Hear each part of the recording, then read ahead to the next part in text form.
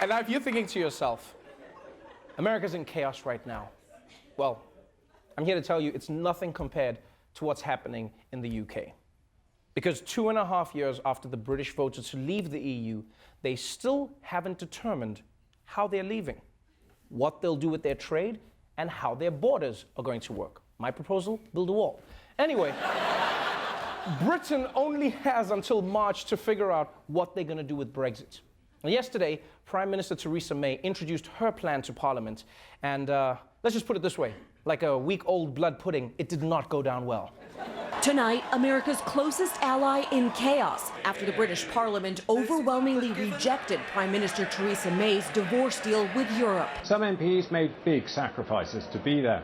A heavily pregnant Labour MP, Tulip Siddiq, was wheeled through the division lobbies. She postponed her caesarean section to take part in the vote. The result itself confirmed the predictions and the government's worst fears. The ayes to the right, 202. The noes, order! Order! Order! God damn, that guy's louder than his tie. He probably gets home from work and his wife's like, honey, how was your day? He's like, it was fine! The place is so crazy. Like, I wouldn't be surprised if the pregnant woman gave birth and her baby came out like, wah! I said wah! So, Theresa May spent 2 years crafting a plan to make Brexit work.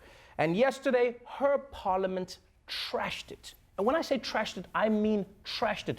She lost by 230 votes, the worst defeat in British history. And look, I sympathize with Prime Minister May. I mean, she's in a tough position.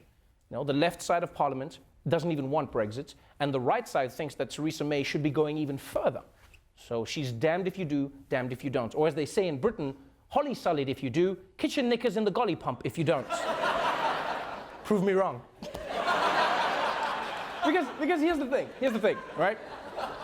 If Britain leaves the European Union without a deal, the consequences could be disastrous.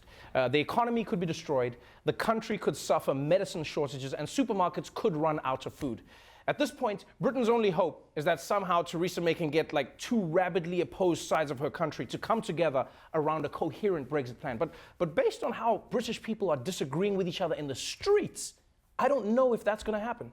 Britain has got the technology, the ability, we've got the people to rebuild. We don't need Europe. Totally disagree with that. If you actually look at Wales, it amazes me that the people in the valleys who are getting more from the EU than anybody else actually voted to come out. It's like turkeys voting for Christmas, as far as the valleys are concerned. From the valleys, turkeys. I'm a valley boy. I'm just saying. I brought them bread up in the industry, in the mining industry. Did I call them that? I didn't call. I said like turkeys. Exactly. Thank you. So that's a comparison. Thank you. Total comparison. Yo, that is the most British street beef I've ever seen in my life. A fight over figures of speech. That's a simile. Actually, it's a metaphor. What did you say? What did you say? Well, start if you please.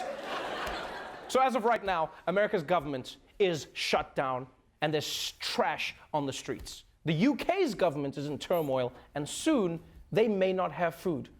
And Africa is watching all of this like, ha ha, who's laughing now? Huh?